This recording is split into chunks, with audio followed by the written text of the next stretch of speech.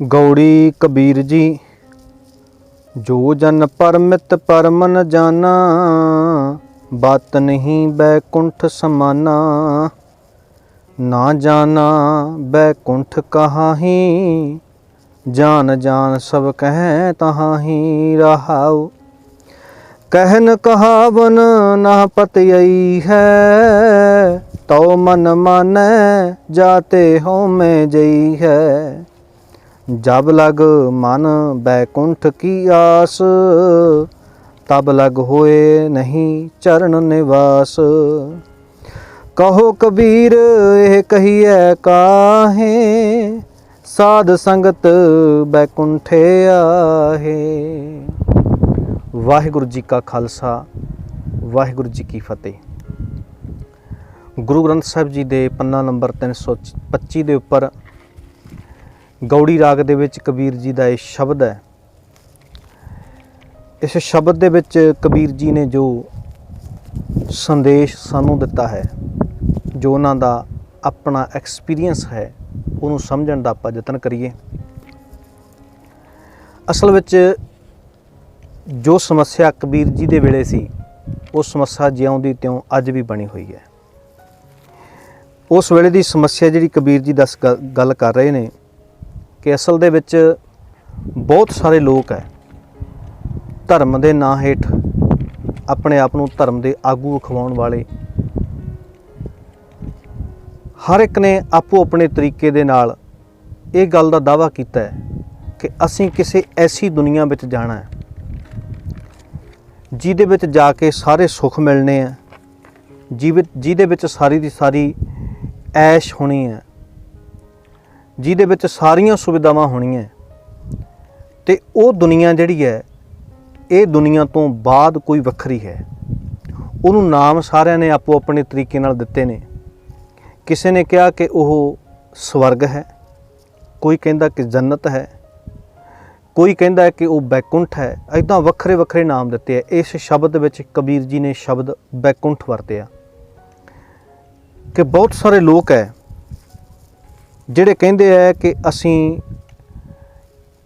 ਜਦੋਂ ਸਰੀਰ ਕਰਕੇ ਨਹੀਂ ਰਵਾਂਗੇ, ਯਾਨੀ ਮਰ ਜਾਵਾਂਗੇ, ਸਰੀਰ ਸਾਡਾ ਨਹੀਂ ਹੋਏਗਾ, ਅਤੇ ਉਦੋਂ ਬਾਅਦ ਸਾਡੀ ਆਤਮਾ ਨੇ ਬੈਕੁੰਠ ਦੇ ਵਿੱਚ ਜਾਣਾ ਹੈ। ਜਾਂ ਕੋਈ ਕਹਿੰਦਾ ਕਿ ਜੰਨਤ ਵਿੱਚ ਜਾਣਾ, ਕੋਈ ਕਹਿੰਦਾ ਕਿ ਮੈਂ ਸਵਰਗ ਵਿੱਚ ਜਾਣਾ।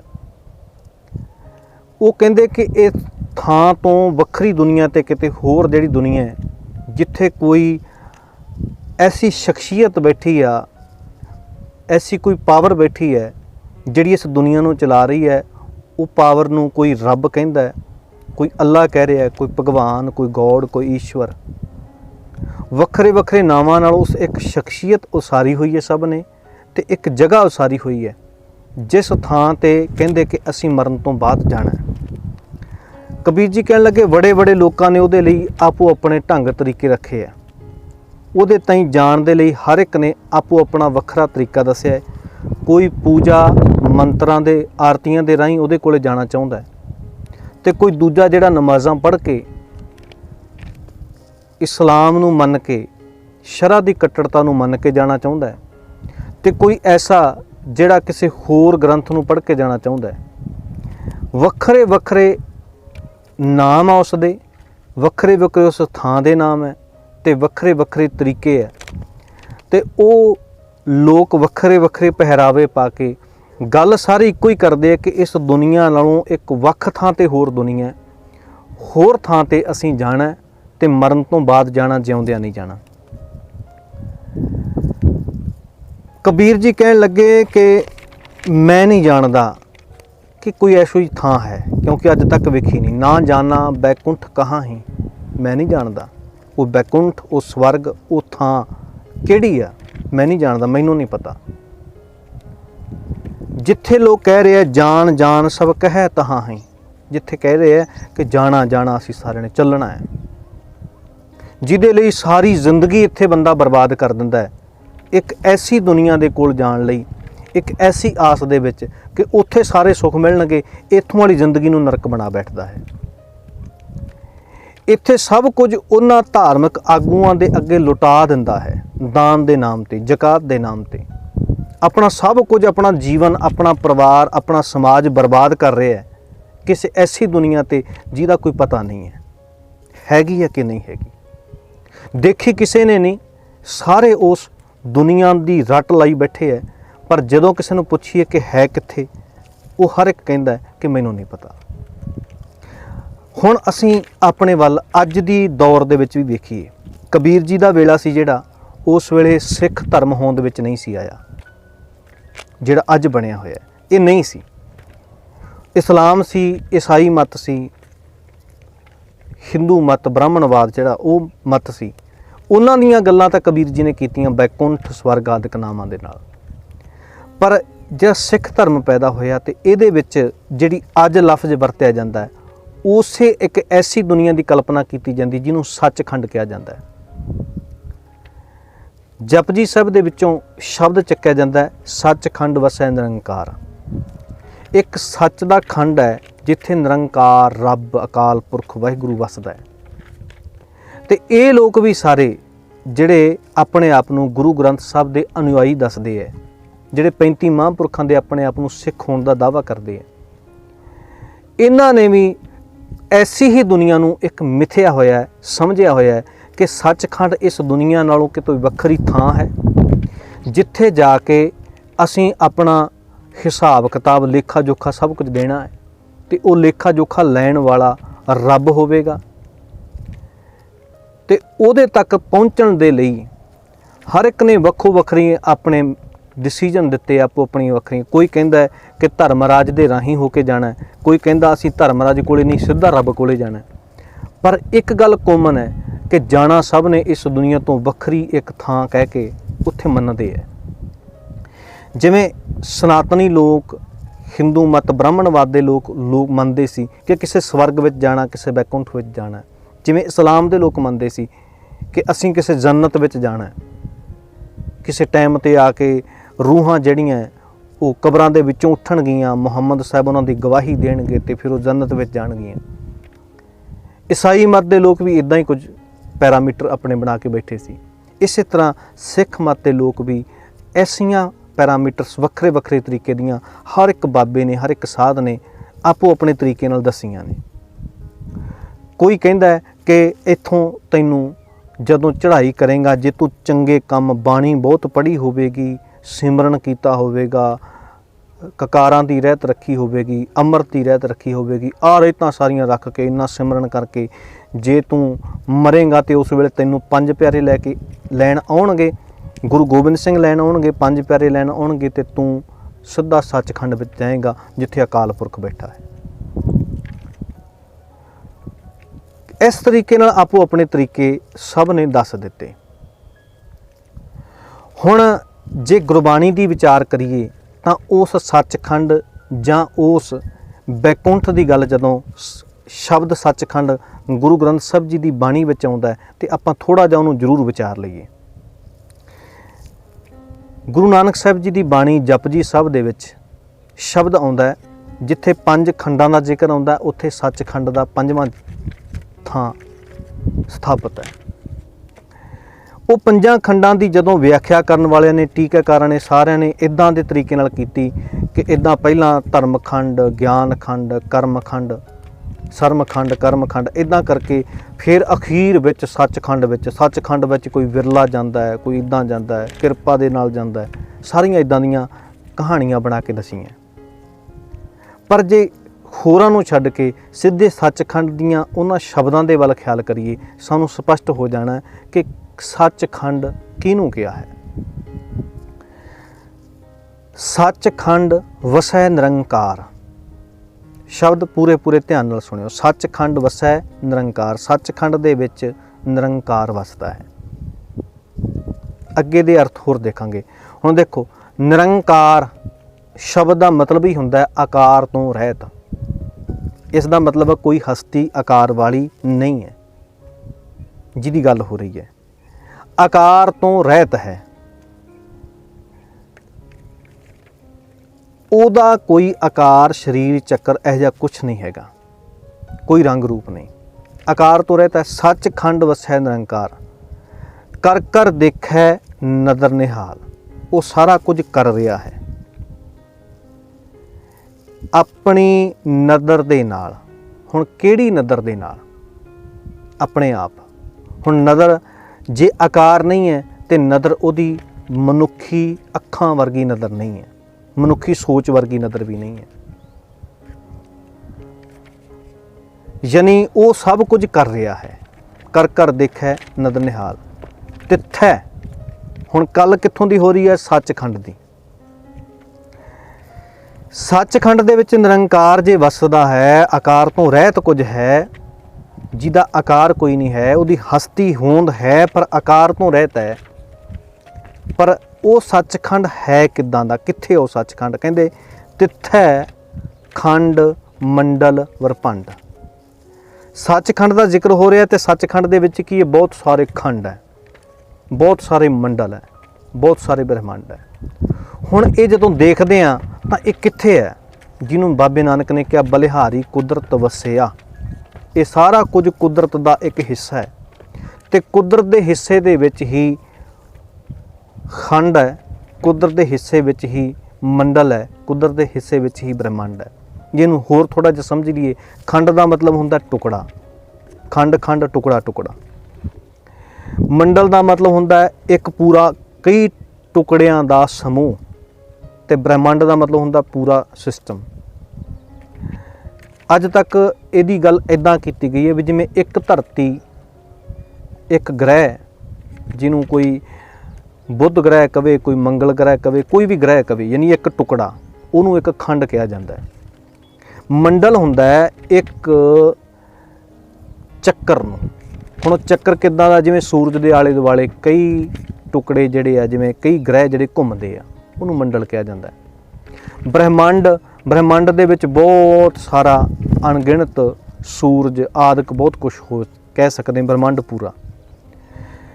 ਹੁਣ ਸੱਚਖੰਡ ਕਿਹੜਾ ਹੈ? ਜਿਹਦੇ ਵਿੱਚ ਹੀ ਬ੍ਰਹਿਮੰਡ ਹੈ, ਜਿਹਦੇ ਵਿੱਚ ਹੀ ਮੰਡਲ ਹੈ, ਜਿਹਦੇ ਵਿੱਚ ਹੀ ਖੰਡ ਹੈ, ਯਾਨੀ ਪੂਰੀ ਕਾਇਨਾਤ ਕੁਦਰਤ। ਹੁਣ ਕੁਦਰਤ ਜਿਹੜੀ ਹੈ ਇਹਦਾ ਅੰਤ ਕਿਤੇ ਵੀ ਨਹੀਂ ਪਾਇਆ ਜਾ ਸਕਦਾ। ਕੁਦਰਤ ਕਿਵੇਂ ਬਣੀ ਹੈ ਇਹਦੇ ਬਾਰੇ ਕੁਝ ਬਿਆਨਿਆ ਨਹੀਂ ਜਾ ਸਕਦਾ। ਕੁਦਰਤ ਕਿੱਥੋਂ ਤੱਕ ਹੈ ਇਹਦਾ ਕੋਈ ਵੀ ਮਿੱਤ ਅੰਦਾਜ਼ਾ ਨਹੀਂ ਹੈ, ਨਾ ਕਿਸੇ ਮਨੁੱਖੀ ਦਿਮਾਗ ਦੇ ਵਿੱਚ ਆਇਆ ਤੇ ਨਾ ਆ ਸਕਦਾ ਹੈ। ਮਨੁੱਖ ਦੇ ਦਿਮਾਗ ਦੀ ਆਪਣੀ ਇੱਕ ਸੀਮਾ ਹੈ, ਆਪਣਾ ਇੱਕ ਦਾਇਰਾ ਹੈ। ਬਹੁਤ ਦੂਰ ਤੱਕ ਮਨੁੱਖੀ ਦਿਮਾਗ ਪਹੁੰਚ ਚੁੱਕੇ ਹੈ, ਪਰ ਹਲੇ ਤੱਕ ਜਿਹੜੀ ਕੁਦਰਤ ਹੈ ਉਹਦਾ ਅੰਤ ਨਾ ਮਿਲਿਆ ਤੇ ਨਾ ਮਿਲਣਾ ਲੱਗਦਾ ਹੈ। ਕਿਸੇ ਪਾਸਿਓਂ ਵੀ ਹਲੇ ਤੱਕ ਇਹ ਅਖੀਰ ਨਹੀਂ ਹੈ। ਜੇ ਅਖੀਰ ਹੋਇਆ ਤੇ ਫਿਰ ਅੰਤ ਪਾ ਲਿਆ। ਤੇ ਇਸ ਕਰਕੇ ਗੁਰਬਾਣੀ ਨੇ ਕਿਹਾ ਕਿ ਉਹ ਬੇਅੰਤ ਹੈ। ਕੁਦਰਤ ਕਵਣ ਕਹਾਂ ਵਿਚਾਰ, ਵਾਰਿਆ ਨਾ ਜਾਵਾਂ ਏਕ ਵਾਰ। ਕੁਦਰਤ ਦੀ ਵਿਚਾਰ ਕਿਵੇਂ ਕੀਤੀ ਜਾਵੇ ਕਿ ਇੰਨੀ ਵੱਡੀ ਹੈ, ਇੱਦਾਂ ਬਣੀ ਹੈ। ਹੁਣ ਜਿਹਦਾ ਅੰਦਾਜ਼ਾ ਮਿੱਤ ਕੋਈ ਨਹੀਂ ਤੇ ਉਹਦੇ ਪੈਦਾ ਹੋਣ ਦੀ ਤਰੀਕ ਵੀ ਕੋਈ ਨਹੀਂ ਹੈ, ਕਿਸੇ ਨੂੰ ਨਹੀਂ ਪਤਾ, ਕੁਛ ਵੀ ਅੰਦਾਜ਼ਾ ਨਹੀਂ ਉਹਦੇ ਬਾਰੇ। ਤੇ ਉਹ ਜਿਹੜੀ ਕੁਦਰਤ ਹੈ, ਜਿਹਦੇ ਖੰਡ ਮੰਡਲ ਬ੍ਰਹਿਮੰਡ ਹੈ, ਉਹ ਕੁਦਰਤ ਨੂੰ ਹੀ ਬਾਬੇ ਨਾਨਕ ਨੇ ਕਿਹਾ ਸੱਚਖੰਡ ਵਸੈ ਨਿਰੰਕਾਰ, ਕਰ ਕਰ ਵੇਖੈ ਨਦਰ ਨਿਹਾਲ, ਤਿੱਥੈ ਖੰਡ ਮੰਡਲ ਬ੍ਰਹਿਮੰਡ। ਕਿੱਥੇ? ਉਹ ਸੱਚਖੰਡ ਵਿੱਚ ਹੀ ਖੰਡ ਹੈ, ਸੱਚਖੰਡ ਵਿੱਚ ਹੀ ਉਹ ਮੰਡਲ ਹੈ, ਸੱਚਖੰਡ ਵਿੱਚ ਹੀ ਉਹ ਬ੍ਰਹਿਮੰਡ ਹੈ। ਯਾਨੀ ਪੂਰੀ ਕੁਦਰਤ ਨੂੰ ਬਾਬੇ ਨਾਨਕ ਨੇ ਸੱਚਖੰਡ ਕਿਹਾ ਹੈ। ਤਿੱਥੇ ਲੋਏ ਲੋਏ ਆਕਾਰ, ਉੱਥੇ ਬਹੁਤ ਸਾਰੇ ਲੋਕ ਹੈ। ਲੋਕ ਦਾ ਮਤਲਬ ਬਹੁਤ ਸਾਰੀਆਂ ਧਰਤੀਆਂ, ਬਹੁਤ ਸਾਰੇ ਆਕਾਰ ਹੈ। ਉਹ ਕਿੱਥੇ ਹੈ? ਆਕਾਰ ਸਾਰੇ ਸੱਚਖੰਡ ਦੇ ਵਿੱਚ ਹੈ। ਯਾਨੀ ਪੂਰੀ ਕੁਦਰਤ ਨੂੰ ਹੀ ਬਾਬੇ ਨੇ ਸੱਚਖੰਡ ਬਿਆਨਿਆ, ਨਾ ਕਿ ਇਸ ਕੁਦਰਤ ਤੋਂ ਕੋਈ ਵੱਖਰੀ ਕਿਸੇ ਹੋਰ ਥਾਂ ਨੂੰ, ਇਸ ਕੁਦਰਤ ਨੂੰ ਛੱਡ ਕੇ ਕੋਈ ਹੋਰ ਥਾਂ ਨੂੰ ਬਾਬੇ ਨੇ ਸੱਚਖੰਡ ਕਿਹਾ। ਗੁਰਬਾਣੀ ਦੇ ਵਿੱਚ ਸਪਸ਼ਟ ਸੱਚਖੰਡ ਕਿਹਾ ਇਸ ਪੂਰੀ ਕਾਇਨਾਤ, ਪੂਰੀ ਕੁਦਰਤ ਨੂੰ। ਤੇ ਇਸ ਪੂਰੀ ਕੁਦਰਤ ਦੇ ਵਿੱਚ ਜਿਹੜੀ ਦੀ ਹੋਂਦ ਹਰ ਥਾਂ ਤੇ ਹੈ। ਇਹ ਜਗ ਸੱਚੇ ਕੀ ਹੈ ਕੋਠੜੀ, ਸੱਚੇ ਕਾ ਵਿੱਚ ਵਾਸ। ਜੇ ਸੱਚੇ ਦਾ ਵਿੱਚ ਵਾਸ ਹੈ ਤੇ ਜਿਹੜਾ ਤੂੰ ਸਭਨੀ ਥਾਈ ਜਿੱਥੇ ਹੋ ਜਾਈ, ਸਾਚਾ ਸਿਰਜਣਹਾਰ ਜੀ, ਜਿਹੜਾ ਹਰ ਥਾਂ ਤੇ ਹੈ। ਜਿਹਨੂੰ ਬਾਬੇ ਨੇ ਇਹ ਵੀ ਕਿਹਾ ਜੇਤਾ ਕੀਤਾ ਤੇਤਾ ਨਾਉ, ਵਿਣ ਨਾਮੈ ਨਾਹੀ ਕੋ ਥਾਂ। ਨਾਮ ਵੀ ਕਿਹਾ, ਸ਼ਬਦ ਵੀ ਕਿਹਾ, ਉਤਪਤ ਪਰਲੋ ਸ਼ਬਦੇ ਹੋਵੈ, ਸ਼ਬਦੇ ਹੀ ਫਿਰ ਉਪਤ ਹੋਵੈ। ਨਾਮ ਵੀ ਸ਼ਬਦ ਵਰਤਿਆ ਉੱਥੇ, ਨਾਮ ਵੀ ਕਿਹਾ, ਵਰਡ ਉੱਥੇ ਸ਼ਬਦ ਵੀ ਕਿਹਾ, ਵਰਡ ਉੱਥੇ ਨਾਮ ਵੀ ਵਰਤਿਆ। वर्ड उत्थे कुदरत भी वरते है। ये जो सारा कुछ है ਇਹਦੇ ਵਿੱਚ हर ਥਾਂ ਤੇ ਵਸਣ ਵਾਲਾ ਇੱਕ ਨਿਯਮ ਹੈ। ਅੱਜ ਨੂੰ ਆਪਾਂ ਸ਼ਬਦ ਨਿਯਮ ਵਰਤ ਲਈਏ। ਜਿਹੜਾ ਨਾਮ ਹੈ ਉਹ ਨਿਯਮ ਹੈ, ਜਿਹੜਾ ਸ਼ਬਦ ਹੈ ਉਹ ਨਿਯਮ ਹੈ। ਹੁਣ ਜਿਹੜਾ ਹਰ ਥਾਂ ਤੇ ਵਸਦਾ ਉਹ ਨਿਯਮ ਹੈ। ਉਹ ਨਿਯਮ ਦਾ ਕੋਈ ਆਕਾਰ ਨਹੀਂ। ਨਿਯਮ ਕਦੇ ਆਕਾਰ ਦੇ ਨਾਲ ਨਹੀਂ ਹੁੰਦਾ। ਉਹ ਨਿਯਮ ਕਿਸੇ ਨੇ ਬਣਾਇਆ ਨਹੀਂ, ਥਾਪਿਆ ਨਾ ਜਾਏ, ਕੀਤਾ ਨਾ ਹੋਏ, ਆਪੇ ਆਪ ਨਿਰੰਜਨ ਸੋਏ। ਉਹਨੂੰ ਕਿਸੇ ਨਿਯਮ ਨੂੰ ਕਿਸੇ ਨਾਲ ਕੋਈ ਪਰਵਾਹ ਨਹੀਂ। ਉਹ ਨਿਯਮ ਹੀ ਨਿਰਭਉ ਹੈ, ਉਹ ਹੀ ਨਿਰਵੈਰ ਹੈ। ਦੁਨੀਆ ਦੇ ਵਿੱਚ ਕੋਈ ਵੀ ਕੰਮ ਕਰਨਾ ਹੈ ਤੇ ਉਹਦੇ ਲਈ ਉਸ ਨਿਯਮ ਦੀਆਂ ਕੰਡੀਸ਼ਨਾਂ ਨੂੰ ਪੂਰਾ ਕਰਨਾ ਪਵੇਗਾ। ਜਿਹੜਾ ਬੰਦਾ ਉਹਨਾਂ ਨਿਯਮਾਂ ਨੂੰ ਕੰਡੀਸ਼ਨਾਂ ਨੂੰ ਪੂਰਾ ਕਰਦਾ ਹੈ ਉਹ ਨਿਯਮ ਉਹਦੇ ਤੇ ਕਿਰਪਾ ਹਮੇਸ਼ਾ ਕਰਦਾ ਹੈ। ਜਿੱਥੇ ਕੰਡੀਸ਼ਨਾਂ ਪੂਰੀਆਂ ਨਹੀਂ ਉੱਥੇ ਕੋਈ ਐਸੀ ਤਾਕਤ, ਐਸੀ ਸ਼ਕਤੀ ਨਹੀਂ ਹੈ ਜਿਹੜਾ ਉਹ ਕੰਮ ਨੂੰ ਪੂਰਾ ਕਰ ਸਕੇ। ਅੱਜ ਤੱਕ ਕੋਈ ਐਸਾ ਸਾਧ ਫਕੀਰ ਬਾਬਾ ਨਹੀਂ ਵੇਖਿਆ ਜਿਹੜਾ ਕਦੇ ਕਿਸੇ ਜਿਮ ਵਿੱਚ ਨਾ ਗਿਆ ਹੋਵੇ ਤੇ ਬੋਡੀ ਬਿਲਡਰ ਬੜਾ ਵੱਡਾ ਹੋਵੇ। ਅੱਜ ਤੱਕ ਕੋਈ ਨਹੀਂ ਦਿਖਿਆ। ਅੱਜ ਤੱਕ ਕੋਈ ਐਸਾ ਬਾਬਾ ਫਕੀਰ ਨਹੀਂ ਵੇਖਿਆ ਜਿਹੜੇ ਨੇ ਕਿਸੇ ਵੀ ਸ਼ਸਤਰ ਦਾ, ਕਿਸੇ ਸਰੀਰਕ ਕਿਰਿਆ ਦਾ ਅਭਿਆਸ ਨਾ ਕੀਤਾ ਹੋਵੇ ਤੇ ਬਾਅਦ ਵਿੱਚ ਯੋਧਾ ਬੜਾ ਵੱਡਾ ਹੋਵੇ। ਐਸਾ ਕੋਈ ਨਹੀਂ ਹੈ। ਜੇ ਸਾਡੇ ਪਾਤਸ਼ਾਹ ਗੁਰੂ ਗੋਬਿੰਦ ਸਿੰਘ ਹੈ, ਗੁਰੂ ਹਰਗੋਬਿੰਦ ਸਾਹਿਬ ਹੈ, ਜੇ ਉਹਨਾਂ ਨੇ ਜੰਗ ਲੜਿਆ ਤਾਂ ਇਹ ਵੀ ਇਤਿਹਾਸ ਵਿੱਚ ਉਹਨਾਂ ਦਾ ਜ਼ਿਕਰ ਹੈ ਕਿ ਉਹਨਾਂ ਨੇ ਜੰਗਾਂ ਦਾ ਅਭਿਆਸ ਕੀਤਾ, ਉਹਨਾਂ ਨੇ ਤੀਰ ਅੰਦਾਜ਼ੀ ਦੇ ਗੁਣ ਸਿੱਖੇ, ਉਹਨਾਂ ਨੇ ਤਲਵਾਰਬਾਜ਼ੀ ਸਿੱਖੀ ਆ। ਐਸਾ ਕੋਈ ਵਿਦਵਾਨ ਨਹੀਂ ਹੈ ਜਿਹੜੇ ਨੇ ਕਿਤੋਂ ਸਿੱਖਿਆ ਨਾ ਹੋਵੇ ਤੇ ਉਹ ਬਹੁਤ ਵੱਡਾ ਸਾਇੰਟਿਸਟ ਬਣਿਆ ਹੋਵੇ। ਹੁਣ ਇਹਦਾ ਇਹ ਮਤਲਬ ਨਹੀਂ ਹੈ ਕਿ ਉਹ ਸਕੂਲ ਵਿੱਚ ਸਿੱਖਿਆ ਹੋਵੇ, ਉਹ ਵਿਦਿਆਲਿਆ ਵਿੱਚ ਸਿੱਖਿਆ ਹੋਵੇ, ਨਹੀਂ, ਇਹ ਮਤਲਬ ਨਹੀਂ ਹੈ। ਪਰ ਕਿਤੋਂ ਨਾ ਕਿਤੋਂ ਉਹਨੇ ਭਾਵੇਂ ਕੁਦਰਤ ਨੂੰ ਕੁਛ ਨਾ ਕੁਛ ਸਿੱਖਿਆ ਹੋਵੇ, ਆਪਦੇ ਦਿਮਾਗ ਨਾਲ ਪੜ੍ਹ ਕੇ ਸਿੱਖਿਆ ਹੋਵੇ। ਯਾਨੀ ਜਿਹਨੇ ਦਿਮਾਗ ਵਰਤਿਆ ਉਸੇ ਦੇ ਦਿਮਾਗ ਨੇ ਤਰੱਕੀ ਕੀਤੀ ਹੈ। ਜਿਹੜੇ ਨੇ ਸਰੀਰ ਨੂੰ ਆਪਣੇ ਨੂੰ ਵਰਤਿਆ ਉਸੇ ਦੇ ਸਰੀਰ ਨੇ ਤਰੱਕੀ ਕੀਤੀ ਹੈ। ਦੁਨੀਆ ਦੇ ਵਿੱਚ ਕੋਈ ਐਸਾ ਬੱਚਾ ਪੈਦਾ ਨਹੀਂ ਹੋਇਆ ਜਿਹੜੇ ਨੂੰ ਇੱਕ ਮੰਜੇ ਤੋਂ, ਇੱਕ ਪਲੰਘ ਤੋਂ ਥੱਲੇ ਕਦੇ ਲਾਇਆ ਨਾ ਹੋਵੇ ਤੇ ਉਦੋਂ ਬਾਅਦ ਸਿੱਧਾ 10 ਸਾਲਾਂ ਬਾਅਦ ਉਹਨੂੰ ਕਿਹਾ ਵੀ ਚੱਲ ਪਾ। ਐਸਾ ਨਹੀਂ ਹੈ। ਹਰ ਇੱਕ ਬੱਚੇ ਦਾ ਉਹੀ ਸਿਸਟਮ ਹੈ ਕਿ ਪਹਿਲਾਂ ਉਹ ਜਦੋਂ ਜੰਮਦਾ ਹੈ ਉਦੋਂ ਸਿਰਫ ਪਿਆ ਹੁੰਦਾ ਹੈ, ਹੌਲੀ ਹੌਲੀ ਕਰ ਕਰਕੇ ਕਸਰ ਤੋਂ ਬੈਠਣਾ ਸਿੱਖਦਾ, ਫਿਰ ਰੁੜਨਾ ਸਿੱਖਦਾ, ਫਿਰ ਤੁਰਨਾ ਸਿੱਖਦਾ। ਐਸੀ ਕਿਰਿਆ ਸਾਰਿਆਂ ਦੀ ਹੈ, ਭਾਵੇਂ ਉਹ ਧਰਮੀ ਹੋਵੇ, ਭਾਵੇਂ ਅਧਰਮੀ ਹੋਵੇ, ਭਾਵੇਂ ਉਹ ਕਿਸੇ ਮੁਲਕ ਦਾ, ਕਿਸੇ ਦੇਸ਼ ਦਾ ਹੋਵੇ। ਤਰੀਕਾ ਸਾਰਿਆਂ ਲਈ ਇੱਕੋ ਜਿਹਾ ਹੈ। ਨਿਯਮ ਸਾਰਿਆਂ ਲਈ ਇੱਕੋ ਜਿਹੇ ਤਰੀਕੇ ਨਾਲ ਕੰਮ ਕਰਦਾ ਹੈ। ਨਿਯਮ ਹੀ ਨਿਰਭਉ ਹੈ, ਨਿਯਮ ਹੀ ਨਿਰਵੈਰ ਹੈ, ਨਿਯਮ ਹੀ ਹਰ ਥਾਂ ਤੇ ਕੰਮ ਕਰ ਰਿਹਾ। ਉਹ ਨਿਯਮ ਹੀ ਹੈ ਜਿਹਦਾ ਆਕਾਰ ਕੋਈ ਨਹੀਂ, ਜਿਹਨੂੰ ਬਾਬੇ ਨੇ ਕਿਹਾ ਸੱਚਖੰਡ ਵਸੈ ਨਿਰੰਕਾਰ। ਤੇ ਸੱਚਖੰਡ ਕਿਹਾ ਹੈ ਇਹ ਪੂਰੀ ਕੁਦਰਤ ਨੂੰ, ਪੂਰੀ ਕਾਇਨਾਤ ਨੂੰ। ਇਹ ਕਾਇਨਾਤ, ਇਹ ਕੁਦਰਤ ਅਤੇ ਉਹਦੇ ਵਿੱਚ ਵਸਦਾ ਨਿਯਮ ਦੋਵੇਂ ਇੱਕ ਦੂਜੇ ਨਾਲ ਜੁੜੇ ਹੋਏ ਹੈ। ਇਹਨਾਂ ਨੂੰ ਕਿਸੇ ਨੂੰ ਵੀ ਵੱਖ ਨਹੀਂ ਕੀਤਾ ਜਾ ਸਕਦਾ। ਸੱਚਖੰਡ ਵਿੱਚ ਤੇ ਨਿਰੰਕਾਰ ਵਿੱਚ ਕੋਈ ਭੇਦ ਨਹੀਂ, ਇਹ ਬਰਾਬਰ ਚੱਲ ਰਿਹਾ। ਇਹਨਾਂ ਨਿਯਮਾਂ ਨੂੰ ਸਮਝ ਕੇ ਬੰਦਾ ਆਪਣੀ ਦੁਨੀਆ ਨੂੰ ਸੋਹਣਾ ਬਣਾ ਸਕਦਾ ਹੈ। ਇਸ ਸ਼ਬਦ ਦੇ ਵਿੱਚ ਕਬੀਰ ਜੀ ਹੋਰ ਕੀ ਕਹਿੰਦੇ ਨੇ? ਕਹਿੰਦੇ ਕਿ ਜੋ ਜਨ ਪਰਮਿਤ ਪਰਮ ਨ ਜਾਣਾ, ਬਾਤ ਨਹੀਂ ਬੈਕੁੰਠ ਸਮਾਨਾ। ਕਹਿਣ ਲੱਗੇ ਕਿ ਅਸਲ ਵਿੱਚ ਉਹ ਬੰਦੇ ਗੱਲਾਂ ਨਾਲ ਹੀ ਬੈਕੁੰਠ ਦੀ ਗੱਲ ਕਰੀ ਜਾਂਦੇ ਕਿ ਅਸੀਂ ਗੱਲਾਂ ਨਾਲ ਹੀ ਸੱਚਖੰਡ ਵਿੱਚ ਪਹੁੰਚੇ ਹੋਏ ਹਾਂ। ਗੱਲਾਂ ਨਾਲ ਹੀ ਉਹ ਸੱਚਖੰਡ ਵਿੱਚ ਪਹੁੰਚੇ ਹੋਏ ਆ। ਸਭ ਗੱਪਾਂ ਹੀ ਨੇ, ਝੂਠ ਹੀ ਨੇ ਸਾਰੇ। ਉਹ ਕਹਿਣ ਲੱਗੇ ਝੂਠ ਬੋਲਦੇ ਨੇ ਕਿ ਅਸੀਂ ਸੱਚਖੰਡ ਵਿੱਚ ਪਹੁੰਚੇ ਹੋਏ ਹਾਂ। ਕਿਉਂਕਿ ਜਿਹੜਾ ਕਹਿੰਦਾ ਜੋ ਜਨ, ਜਿਹੜਾ ਬੰਦਾ ਪਰ ਮਿੱਤ ਪਰਮ ਨ ਜਾਣਾ, ਜਿਹੜਾ ਕਹਿੰਦਾ ਮਿੱਤ ਤੋਂ ਪਰੇ ਜੋ ਹੈ, ਯਾਨੀ ਕੁਦਰਤ ਜਿਹੜੀ ਹੈ, ਇਹ ਨਿਯਮ ਜੋ ਵਸਦਾ ਹੈ, ਇਹ ਕਿਸੇ ਅੰਦਾਜ਼ੇ ਤੋਂ ਪਰੇ ਦਾ ਹੈ। ਇਹ ਕਿਸੇ ਦਿਮਾਗ ਤੋਂ ਪਰੇ ਦੀ ਚੀਜ਼ ਹੈ। ਯਾਨੀ ਦਿਮਾਗ ਇਹਨੂੰ ਸਮਝਦਾ ਜ਼ਰੂਰ ਹੈ ਪਰ ਦਿਮਾਗ ਇਹਨੂੰ ਕਵੇ ਕਿ ਮੇਰੇ ਅੰਦਾਜ਼ੇ ਵਿੱਚ ਹੀ ਸਭ ਕੁਝ ਆ ਗਿਆ, ਇਹ ਹੈ ਨਹੀਂ। ਸਭ ਕੁਝ ਇੱਕ ਮਨੁੱਖ ਦੇ ਦਿਮਾਗ ਵਿੱਚ ਨਹੀਂ ਆਉਣਾ, ਪਰ ਇੱਕ ਨੁਕਤਾ ਦਿਮਾਗ ਵਿੱਚ ਆ ਜਾਣਾ ਕਿ ਇਸ ਨਿਯਮ, ਇਸ ਕੁਦਰਤ ਤੋਂ ਇਲਾਵਾ ਕੁਝ ਹੋਰ ਨਹੀਂ ਹੈਗਾ। ਇਹ ਨੁਕਤਾ ਦਿਮਾਗ ਵਿੱਚ ਆ ਸਕਦਾ, ਇਹ ਸਮਝਿਆ ਜਾ ਸਕਦਾ, ਇਹ ਮੰਨਿਆ ਜਾ ਸਕਦਾ ਕਿ ਹਾਂ ਇਹ ਨਿਯਮ ਜਿਹੜੇ ਕੰਮ ਕਰ ਰਹੇ ਆ ਇਹਨਾਂ ਦਾ ਆਕਾਰ ਨਹੀਂ ਹੈ, ਪਰ ਇਹ ਨਿਯਮ ਕਿੱਥੋਂ ਤੱਕ ਕਿਵੇਂ ਕੰਮ ਕਰ ਰਹੇ ਆ, ਕਿੰਨੀਆਂ ਧਰਤੀਆਂ, ਕਿੰਨੇ ਆਕਾਸ਼, ਕਿੰਨੇ ਬ੍ਰਹਿਮੰਡ ਤੇ ਕਿਹੜੀ ਧਰਤੀ ਕਿਵੇਂ ਰੁਕੀ ਹੋਈ ਹੈ, ਇਹਨਾਂ ਨੂੰ ਖੋਜਿਆ ਜਾ ਸਕਦਾ ਹੈ, ਪਰ ਅੰਤ ਨਹੀਂ ਪਾਇਆ ਜਾ ਸਕਦਾ। ਅਖੀਰ ਨਹੀਂ ਹੈ ਕਿਤੇ ਵੀ, ਅੰਤ ਨਹੀਂ ਹੈ ਕਿਤੇ ਵੀ। ਇਸ ਕਰਕੇ ਪਰਮਨ ਤੇ ਪਰਮਿਤ, ਜਿਹੜਾ ਪਰਮਿਤ ਤੇ ਪਰਮਨ ਹੈ, ਜਿਹੜਾ ਇਹ ਨਿਯਮ ਸਮਝ ਤੋਂ ਪਰੇ ਦਾ ਹੈ, ਉਹਨੂੰ ਜਿਹੜਾ ਕੋਈ ਕਹਿੰਦਾ ਕਿ ਮੈਂ ਜਾਣ ਲਿਆ ਹੈ। ਹੁਣ ਤੁਸੀਂ ਹੈਰਾਨੀ ਵਾਲੀ ਗੱਲ ਇਹ ਦੇਖੋ, ਜਿੰਨੇ ਲੋਕ ਸਾਡੇ ਰਿਲੀਜਨ ਦੇ ਵਿੱਚ, ਸਾਡੇ ਧਰਮ ਦੇ ਵਿੱਚ ਆ ਗਏ ਆ, ਸਾਰੇ ਇੱਕ ਗੱਲ ਕਹਿੰਦੇ ਆ, ਰੱਬ ਨੂੰ ਕੋਈ ਨਹੀਂ ਜਾਣ ਸਕਦਾ, ਪ੍ਰਮਾਤਮਾ ਨੂੰ ਕੋਈ ਨਹੀਂ ਜਾਣ ਸਕਦਾ।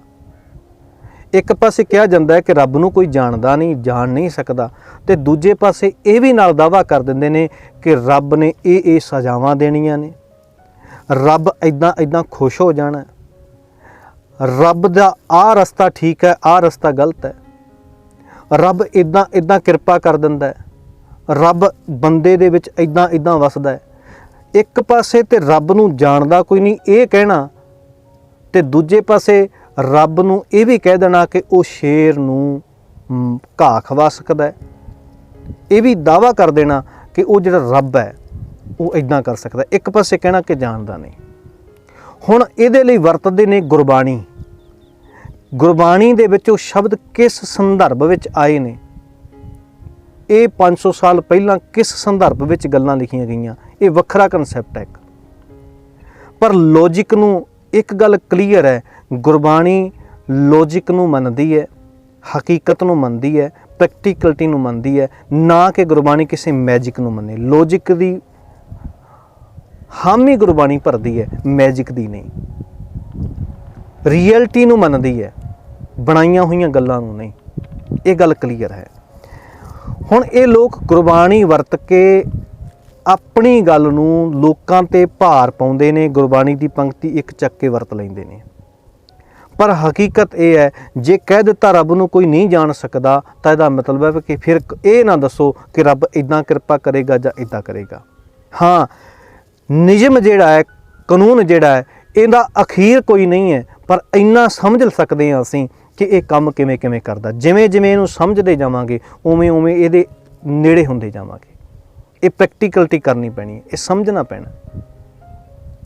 ਜਿਨ੍ਹਾਂ ਨੇ ਪ੍ਰੈਕਟੀਕਲ ਜੀਵਨ ਜਿਉਇਆ ਇਸ ਨਿਯਮ ਨੂੰ ਸਮਝ ਕੇ, ਉਹਨਾਂ ਲੋਕਾਂ ਨੇ, ਬੰਦਾ ਕਦੇ ਹਵਾ 'ਚ ਨਹੀਂ ਉੱਡ ਸਕਦਾ, ਪਰ ਉਹਨਾਂ ਨੇ ਐਰੋਪਲੇਨ ਬਣਾ ਕੇ ਬੰਦੇ ਨੂੰ ਹਵਾ ਵਿੱਚ ਉਡਾ ਦਿੱਤਾ। ਇਹ ਸਾਡੇ ਸਾਹਮਣੇ ਪ੍ਰੈਕਟੀਕਲ ਹੈ। ਬੰਦਾ ਜਿਹੜਾ ਹੈ, ਕਦੇ ਵੀ ਕੋਈ ਐਸਾ ਬੰਦਾ ਨਹੀਂ ਜਿਹੜਾ ਸਿੱਧਾ ਪਾਣੀ 'ਤੇ ਚੱਲ ਸਕੇ, ਪਰ ਉਹਨਾਂ ਨੇ ਇੱਕ ਨਿਯਮ ਨੂੰ ਸਮਝ ਕੇ ਪਾਣੀ ਵਾਲੇ ਵੱਡੇ ਜਹਾਜ਼ ਬਣਾ ਕੇ ਬਹੁਤ ਕੁਝ ਪਾਣੀ ਦੇ ਉੱਤੇ ਤੋਰ ਦਿੱਤਾ ਹੈ। ਇਸ ਤਰੀਕੇ ਦੇ ਨਾਲ ਅੱਗ ਨੂੰ ਕੋਈ ਕੈਦ ਨਹੀਂ ਕਰ ਸਕਦਾ, ਪਰ ਉਹਨਾਂ ਨੇ ਨਿਯਮ ਨੂੰ ਸਮਝ ਕੇ ਇੱਕ ਸਿਲੰਡਰ ਦੇ ਵਿੱਚ ਅੱਗ ਨੂੰ ਬੰਦ ਕਰ ਦਿੱਤਾ ਹੈ। ਜਦੋਂ ਯੂਜ਼ ਕਰਨਾ ਹੁੰਦਾ ਹੈ ਉਦੋਂ ਉਹਨਾਂ ਕੁ ਇਸਤੇਮਾਲ ਬੰਦਾ ਕਰ ਲੈਂਦਾ ਹੈ। ਇਸ ਕਰਕੇ ਨਿਯਮਾਂ ਨੂੰ ਸਮਝਣ ਵਾਲਿਆਂ ਨੇ ਉਹ ਨਿਯਮਾਂ ਦੇ ਅਕੋਰਡਿੰਗ ਜ਼ਿੰਦਗੀ ਜਿਉਂ ਕੇ, ਪ੍ਰੈਕਟੀਕਲੀ ਲਾਈਫ ਨੂੰ ਜਿਉਂ ਕੇ ਸਾਡੇ ਸਾਹਮਣੇ ਦੱਸਿਆ ਹੈ। ਪਰ ਜਿਹੜੇ ਲੋਕ ਸਿਰਫ ਇਹ ਦਾਅਵਾ ਕਰਦੇ ਕਿ ਉਹ ਇੱਦਾਂ ਕਿਰਪਾ ਕਰ ਦਿੰਦਾ ਹੈ, ਇੱਦਾਂ ਸੱਚਖੰਡ ਵਿੱਚ ਜਾਣਾ ਹੈ, ਇੱਦਾਂ ਦਾ ਕੋਈ ਰੱਬ ਹੈ ਬੈਠਾ, ਇੱਦਾਂ ਦਾ ਸੱਚਖੰਡ ਕਿਸੇ ਦੁਨੀਆ ਤੋਂ ਬਾਹਰ ਹੈ, ਮਰਨ ਤੋਂ ਬਾਅਦ ਇੱਦਾਂ ਦੇ ਕੋਈ ਕਹਿੰਦਾ ਕਿ ਜਮਦੂਤ ਆਉਣੇ ਹੈ, ਦੂਜਾ ਦਾਅਵਾ ਕਰ ਦਿੰਦਾ ਕਿ ਰਾਖਸ਼ ਆਉਣੇ ਆ, ਕੋਈ ਕਹਿ ਦਿੰਦਾ ਕਿ ਉੱਥੋਂ 5 ਪਿਆਰੇ ਆਉਣੇ ਆ। ਇਹ ਸਭ ਘੂੜ ਹੈ। ਬਾਤਨ ਹੀ ਬੈਕੁੰਠ ਸਮਾਨਾ, ਇਹ ਗੱਲਾਂ ਦੇ ਨਾਲ ਹੀ ਬਣਾਈਆਂ ਹੋਈਆਂ ਕਹਾਣੀਆਂ ਨੇ। ਅੱਗੇ ਕਹਿੰਦੇ ਕਹਿਨ ਕਹਾਵਨ ਨਹਿ ਪਤੀ ਆਈ ਹੈ। ਕਹਿੰਦੇ ਕਬੀਰ ਜੀ ਕਿ ਕਹਿਣ ਨਾਲ ਗੱਲ ਨਹੀਂ ਬਣਨੀ, ਇੱਦਾਂ ਨਹੀਂ ਅਸੀਂ ਮੰਨਣਾ, ਇੱਦਾਂ ਨਹੀਂ ਮਨ ਸਾਡਾ ਮੰਨਦਾ ਕਿ ਤੁਸੀਂ ਜੋ ਮਰਜ਼ੀ ਹੈ ਗੱਪ ਮਾਰ ਦਿਓ, ਅਸੀਂ ਨਹੀਂ ਮੰਨਦੇ ਇੱਦਾਂ, ਕਿਉਂਕਿ ਅਸੀਂ ਤਾਂ ਜੋ ਪ੍ਰੈਕਟੀਕਲਿਟੀ ਦੇਖੀ ਹੈ ਦੁਨੀਆ ਦੇ ਵਿੱਚ ਉਹਨੂੰ ਮੰਨਦੇ ਹਾਂ, ਜੋ ਕੁਦਰਤ ਦੇ ਵਿੱਚ ਸਾਨੂੰ ਨਜ਼ਰ ਆ ਰਿਹਾ। ਕਹਿਨ ਕਹਾਵਨ ਨਹਿ ਪਤੀ ਆਈ ਹੈ, ਤੋ ਮਨ ਮਾਨੈ ਜਾਤੇ ਹਉਮੈ ਜਈ ਹੈ। ਮਨ ਤਾਂ ਸਾਡਾ ਤਾਂ ਮੰਨੇਗਾ ਜੇ ਹਉਮੈ ਵਿੱਚੋਂ ਖਤਮ ਹੋਵੇ। ਅਸਲ ਵਿੱਚ ਹੰਕਾਰ ਤਾਂ ਜਿੰਨਾ ਬੰਦਾ ਧਰਮ ਦੇ ਨੇੜੇ ਹੁੰਦਾ ਜਾਂਦਾ ਹੈ, ਆਪਣੇ ਆਪ ਨੂੰ ਧਰਮੀ ਸਮਝਦਾ ਜਾਂਦਾ ਹੈ, ਉਨਾ ਹੀ ਹੰਕਾਰੀ ਹੁੰਦਾ ਜਾਂਦਾ ਹੈ। ਉਨਾ ਹੀ ਕਹਿੰਦਾ ਕਿ ਮੈਂ ਬਹੁਤ ਜਾਣ ਲਿਆ, ਉਨਾ ਹੀ ਕਹਿੰਦਾ ਕਿ ਮੈਂ ਸਭ ਕੁਝ ਜਾਣਦਾ। ਉਹ ਬੰਦਾ ਦਾਅਵੇ ਇਕੱਲੇ ਇਹ ਨਹੀਂ ਕਰਦਾ ਕਿ ਮੈਂ ਸੱਚਖੰਡ ਨੂੰ ਜਾਵਾਂਗਾ, ਉਹ ਦਾਅਵੇ ਇਹ ਵੀ ਕਰਨ ਲੱਗ ਜਾਂਦਾ ਹੈ ਕਿ ਮੈਂ ਜਿਹੜੇ ਨਾਲ ਮੇਰੇ ਇਹਨਾਂ ਨੂੰ ਵੀ ਮੈਂ ਸੱਚਖੰਡ ਵਿੱਚ ਲੈ ਜਾਣਾ। ਉਨੇ ਹੰਕਾਰ ਵੱਧਦਾ ਜਾਂਦਾ ਹੈ, ਉਹਨਾਂ ਆਪਣੇ ਆਪ ਨੂੰ ਪੰਥਕ, ਆਪਣੇ ਆਪ ਨੂੰ ਧਾਰਮਿਕ ਸਮਝਦਾ ਜਾਂਦਾ ਹੈ, ਹੰਕਾਰ ਦੇ ਵਿੱਚ ਵੱਧਦਾ ਜਾਂਦਾ ਹੈ। ਕਬੀਰ ਜੀ ਕਹਿਣ ਲੱਗੇ ਹੰਕਾਰ ਤੇ ਮਰਨਾ ਚਾਹੀਦਾ ਸੀ, ਕਿਉਂਕਿ ਵੱਡੇ ਦੇ ਅੱਗੇ ਬੈਠਿਆਂ ਤੇ ਆਪਣੇ ਆਪ ਨੂੰ ਛੋਟਾ ਪ੍ਰਤੀਤ ਹੋਣਾ ਚਾਹੀਦਾ। ਜੇ ਵੱਡਾ ਹੈ, ਜੇ ਉਹ ਆਕਾਰ, ਉਹ ਨਿਯਮ ਜਿਹੜਾ ਹੈ ਉਹ ਵੱਡਾ ਹੈ, ਤੇ ਵੱਡੇ ਦੇ ਸਾਹਮਣੇ ਆਪਣੇ ਆਪ ਨੂੰ ਛੋਟਾ ਸਮਝਿਆ ਜਾ ਸਕਦਾ ਹੈ। ਪਰ ਇਹ ਤੇ ਵੱਡੇ ਦੇ ਸਾਹਮਣੇ ਬੈਠ ਕੇ ਆਪਣੇ ਆਪ ਨੂੰ ਹੋਰ ਵੱਡਾ ਬਣਾ ਲਿਆ, ਹੋਰ ਹੰਕਾਰੀ ਹੋ ਗਿਆ। ਮੰਨੀਏ ਤੇ ਤਾਂ ਜੇ ਹੰਕਾਰ ਜਾਵੇ ਤਾਂ ਤੂੰ ਤੇ ਵੱਧ ਦਾਅਵੇ ਕਰਦਾ। ਉਸ ਵੇਲੇ ਦਾ ਪੰਡਤ ਦਾਅਵੇ ਕਰਦਾ ਸੀ ਕਿ ਰੱਬ ਇੱਦਾਂ ਕਰਦਾ, ਇਹ ਜਾਤਾਂ ਰੱਬ ਨੇ ਬਣਾਈਆਂ, ਰੱਬ ਨੇ ਸ਼ੂਦਰ ਬਣਾਏ ਹੈ ਜਿਹੜੇ ਨੀਵੇਂ ਰਹਿਣੇ ਚਾਹੀਦੇ, ਰੱਬ ਨੇ ਪੰਡਤ ਬਣਾਏ ਜਿਹੜੇ ਵੱਡੇ ਹੁੰਦੇ ਨੇ, ਉਹ ਦਾਅਵੇ ਕਰਦਾ ਸੀ। ਫਿਰ ਤੇ ਹੰਕਾਰ ਵਧਿਆ। ਅੱਜ ਵੀ ਕਹਿਣਾ ਪਵੇਗਾ, ਜੇ ਸਿੱਖੀ ਦੇ ਵਿੱਚ ਸੰਤ ਬਣੇ ਆ, ਆਪਣੇ ਆਪ ਨੂੰ ਵੱਡਾ ਬਣਾ ਲਿਆ, ਵੱਡੇ ਨਹੀਂ ਸੀ ਬਣਨਾ ਚਾਹੀਦਾ, ਛੋਟੇ ਬਣਨਾ ਚਾਹੀਦਾ ਸੀ। ਇਹ ਤੇ ਬ੍ਰਹਮ ਗਿਆਨੀ ਬਣ ਚੁੱਕੇ ਹੈ। ਇਹ ਤੇ 1008 108 ਪਤਾ ਨਹੀਂ ਕਿੰਨੇ ਤਖੱਲਸ ਲਾ ਕੇ ਆਪਣੇ ਆਪ ਨੂੰ ਪਰਮਹੰਸ ਬਣਾ ਬੈਠੇ ਹੈ, ਕੋਈ ਜੋਗੀ ਰਾਜ ਬਣਾ ਬੈਠਾ ਹੈ। ਇਹ ਤੇ ਹਉਮੈ ਵੱਧ ਗਈ ਹੈ। ਇੱਦਾਂ ਨਹੀਂ ਹੋਣਾ ਚਾਹੀਦਾ ਸੀ। ਮਨ ਤੇ ਤਾਂ ਮੰਨਦਾ ਜੇ ਹੰਕਾਰ ਗਵਾਚਦਾ। ਤੁਸੀਂ ਤੇ ਹੋਰ ਹੰਕਾਰੀ ਹੋ ਗਏ। ਜਬ ਲਗ ਮਨ ਬੈਕੁੰਠ ਕੀ ਆਸ, ਕਹਿੰਦੇ ਕਿ ਜਿੰਨੀ ਦੇਰ ਬੈਕੁੰਠ ਦੀ ਆਸ ਮਨ ਵਿੱਚ ਲੱਗੀ ਰਹਿਣੀ ਹੈ, ਤਬ ਲਗ ਹੋਏ ਨਹੀਂ ਚਰਨ ਨਿਵਾਸ, ਉਨੀ ਦੇਰ ਚਰਨਾਂ ਦਾ ਨਿਵਾਸ ਮਨ ਵਿੱਚ ਨਹੀਂ ਹੋਣਾ। ਹੁਣ ਤੂੰ ਸਮਝਿਓ ਇਸ ਗੱਲ ਨੂੰ, ਜਿਹੜਾ ਆਕਾਰ ਤੋਂ ਰਹਿਤ ਹੈ ਉਹਦੇ ਚਰਨ ਵੀ ਆਕਾਰ ਵਾਲੀ ਨਹੀਂ ਹੈ। ਇਹ ਸਿਰਫ ਇੱਕ ਅਲੰਕਾਰ ਹੈ, ਕਵਿਤਾ ਦਾ ਇੱਕ ਰੂਪ ਹੈ, ਕਿਉਂਕਿ ਕਿਸੇ ਨਾ ਕਿਸੇ ਨਾਮ ਨਾਲ ਇਹਨੂੰ ਲਿਖਣਾ ਹੈ। ਚਰਨਾਂ ਦਾ ਨਿਵਾਸ ਦਾ ਮਤਲਬ ਹੁੰਦਾ ਨੀਵਾਂ ਹੋਣਾ, ਤੇ ਇੱਥੇ ਨਿਯਮ ਦੇ ਅੱਗੇ ਆਪਣੇ ਆਪ ਨੂੰ ਝੁਕਾਉਣਾ, ਯਾਨੀ ਨਿਯਮ ਦੇ ਅੱਗੇ ਆਪਣੇ ਆਪ ਨੂੰ ਸਮਰਪਿਤ ਕਰਨਾ, ਨਿਯਮਾਂ ਦੇ ਅਕੋਰਡਿੰਗ ਚੱਲਣਾ ਹੀ ਚਰਨਾਂ ਦਾ ਨਿਵਾਸ ਹੁੰਦਾ ਹੈ। ਜਿੰਨੀ ਦੇਰ ਇਸ ਦੁਨੀਆ ਨੂੰ ਛੱਡ ਕੇ ਕਿਸੇ ਹੋਰ ਦੁਨੀਆ ਦੀ ਆਸ ਲਾ ਕੇ ਬੰਦਾ ਬੈਠਾ ਹੈ, ਉਨੀ ਦੇਰ ਨਿਯਮਾਂ ਨੂੰ ਸਮਝ ਕੇ ਇਸ ਦੁਨੀਆ ਨੂੰ ਸੋਹਣਾ ਨਹੀਂ ਬਣਾ ਸਕਦਾ। ਜਿੰਨੀ ਦੇਰ ਇਹ ਮਨ ਵਿੱਚ ਆਸ ਹੈ ਕਿ ਕੋਈ ਐਸੀ ਦੁਨੀਆ ਹੈ, ਕੋਈ ਐਸੀ ਦੁਨੀਆ ਹੋਰ ਹੈ ਜਿਹਦੇ ਕੋਲੇ ਮੈਂ ਜਾਣਾ ਹੈ, ਤੇ ਉਹਦੇ ਲਈ ਬੰਦਾ ਬਹੁਤ ਤਰ੍ਹਾਂ ਦੇ ਧਾਰਮਿਕ ਕਰਮ ਕਰ ਰਿਹਾ, ਕਰਮਕਾਂਡ ਕਰ ਰਿਹਾ। ਧਾਰਮਿਕ ਕਰਮਕਾਂਡ ਕਰਦਾ ਹੋਇਆ ਇਸ ਦੁਨੀਆ ਦਾ ਨਾਸ ਕਰ ਰਿਹਾ।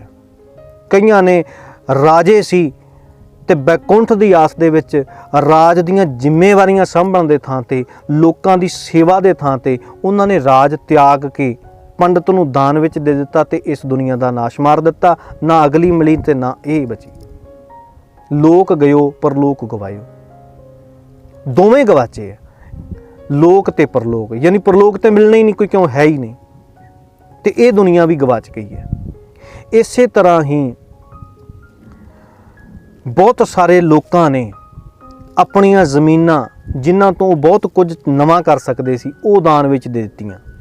ਆਪਣਾ ਸਭ ਕੁਝ ਪੰਡਤ ਨੂੰ ਦਾਨ ਵਿੱਚ ਦੇ ਕੇ, ਇੱਥੋਂ ਤੱਕ ਕਿ ਆਪਣੀਆਂ ਬੱਚੀਆਂ ਨੂੰ ਦੇਵਦਾਸੀਆਂ ਬਣਾ ਕੇ ਮੰਦਰਾਂ ਵਿੱਚ ਛੱਡ ਦਿੱਤਾ ਕਿ ਉੱਥੇ ਹਰੀਆਂ ਜਿਹੜੀਆਂ ਪਰੀਆਂ ਮਿਲਣਗੀਆਂ, ਉੱਥੇ ਹੂਰਾਂ ਮਿਲਣਗੀਆਂ। ਨਾ ਉਹ ਮਿਲੀਆਂ ਤੇ ਇੱਥੋਂ ਦਾ ਵੀ ਜੀਵਨ ਜਿਹੜਾ ਉਹਨਾਂ ਬੱਚੀਆਂ ਦਾ ਨਰਕ ਬਣਾ ਦਿੱਤਾ। ਦੇਵਦਾਸੀਆਂ ਮੰਦਰਾਂ ਵਿੱਚ ਪਾ ਕੇ ਉਹਨਾਂ ਦਾ ਜੀਵਨ ਨਰਕ ਵਰਗਾ ਬਣਾ ਦਿੱਤਾ। ਨਾ ਅੱਜ ਵੀ ਜੇ ਅਸੀਂ ਵੇਖਦੇ ਹਾਂ, ਜਿਨ੍ਹਾਂ ਨੇ ਉਸ ਬੈਕੁੰਠ ਦੀ ਆਸ ਛੱਡ ਦਿੱਤੀ, ਜਿਹੜਾ ਇਸ ਦੁਨੀਆ ਨਾਲੋਂ ਵੱਖਰਾ ਸੀ, ਉਹਨਾਂ ਨੇ ਆਪਣੇ ਮੁਲਕ ਸੋਹਣੇ ਬਣਾ ਲਏ, ਉਹਨਾਂ ਨੇ ਉੱਥੇ ਨਿਯਮ ਸੋਹਣੇ ਬਣਾ ਲਏ, ਉਹਨਾਂ ਦੇ ਵਿੱਚ ਇਮਾਨਦਾਰੀ ਰੱਜ ਕੇ ਹੈ, ਉਹਨਾਂ ਦੇ ਸਭ ਨੂੰ ਆਜ਼ਾਦੀ ਹੈ। ਪਰ ਜਿਹੜਾ ਇਹ ਮੁਲਕ ਜਿੱਥੇ ਭਾਰਤ ਵਿੱਚ ਅਸੀਂ ਰਹਿੰਦੇ ਹਾਂ, ਜਿਹੜਾ ਇਹ ਬੈਕੁੰਠ ਦੀ ਕਿਸੇ ਸੱਚਖੰਡ ਦੀ ਕਿਸੇ ਥਾਂ ਦੀ ਆਸ ਲਈ ਬੈਠਾ ਹੈ, ਉਹਨਾਂ ਨੇ ਭਾਰਤ ਵੀ ਨਰਕ ਬਣਾਇਆ ਹੈ। ਇੱਥੇ ਰਿਸ਼ਵਤਖੋਰੀ ਰੱਜ ਕੇ ਹੈ, ਇੱਥੇ ਬੇਈਮਾਨੀ ਰੱਜ ਕੇ ਹੈ। ਉਹਨਾਂ ਨੇ ਜਿਹੜੇ ਪੰਜਾਬ ਨੂੰ ਗੁਰੂਆਂ ਪੀਰਾਂ ਦੀ ਧਰਤੀ ਕਿਹਾ ਜਾਂਦਾ ਹੈ, ਇੱਥੇ ਨਸ਼ੇ ਦੀ ਵਰਤੋਂ ਰੱਜ ਕੇ ਹੁੰਦੀ ਹੈ। ਧਾਰਮਿਕ ਸਥਾਨਾਂ ਤੇ ਨਸ਼ਾ ਵੇਚਿਆ ਜਾਂਦਾ ਹੈ, ਧਾਰਮਿਕ ਸਥਾਨਾਂ ਤੇ ਨਸ਼ਾ ਚੜਾਇਆ ਜਾਂਦਾ ਹੈ। ਇੱਥੇ ਰਿਸ਼ਵਤਖੋਰੀ ਰੱਜ ਕੇ ਹੈ, ਇੱਥੇ ਕਤਲੋਗਾਰਤ ਰੱਜ ਕੇ ਹੈ, ਇੱਥੇ ਠੱਗੀਆਂ ਰੱਜ ਕੇ ਹੈ।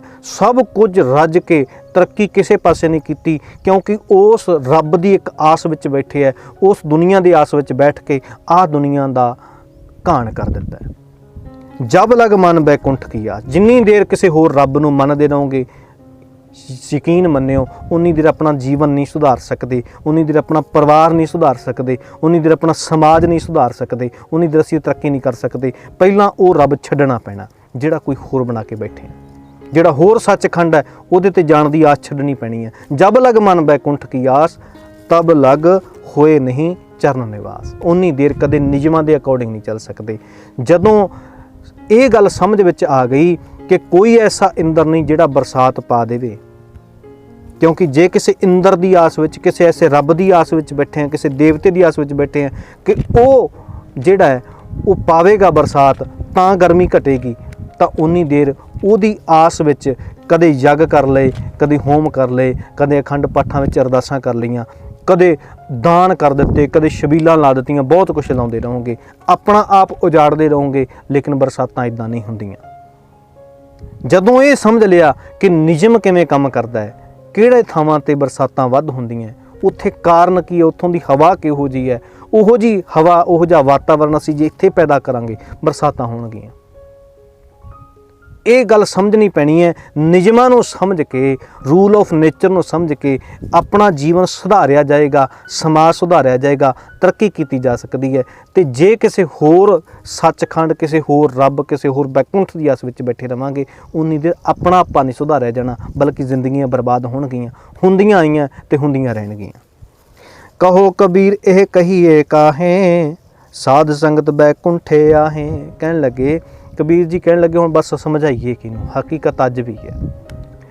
इन्हां लोकां नूं समझाइए किवें, क्योंकि ज्ञान दिता नहीं जा सकता, ज्ञान लैण दा राह है, ज्ञान लैण दा विशा है, सबजैक्ट ही लैण दा है, ज्ञान लिया जाना है, दिता नहीं जा सकता, समझाया नहीं जा सकता, समझिया जा सकता है। इस करके इन्हां नूं समझाया नहीं जा सकता भाई कि साध संगत बैकुंठे आहे, साध संगत ही बैकुंठ है। हुण इत्थे साध संगत दे नां ते भी भुलेखा पा दिता है। साध संगत के नाँ से लोगों को इन्हें चक्कर च पाता। हर एक बाबा, हर एक साध, हर एक फकीर अपने अगे कुछ बंदियां नूं, कुछ चेलियां नूं बिठा के बाद कहता कि आ साध संगत है।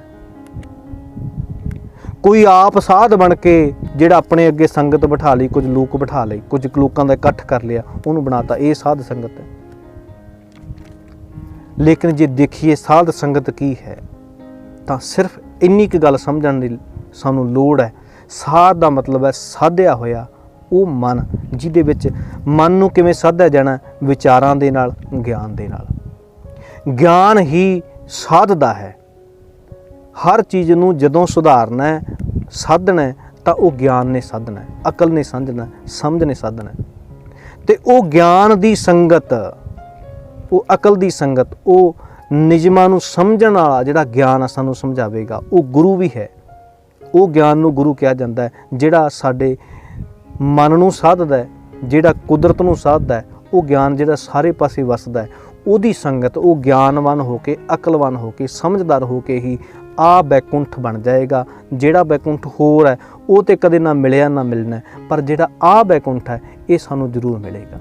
बस समझना नुकता इन्ना क है, ज्ञानवान होके, अकलवान होके निजमां नूं समझना है ते निजमां दे अकॉर्डिंग जिंदगी नूं जिउणा ही, रब दे हुक्म विच चलना है। ते ये निजम ही सारे पासे फैल के रब दा रूप है। ये कुदरत दे विच ही वसदा है, कुदरत तो बाहर कोई नहीं है, सारा कुछ ही कुदरत है।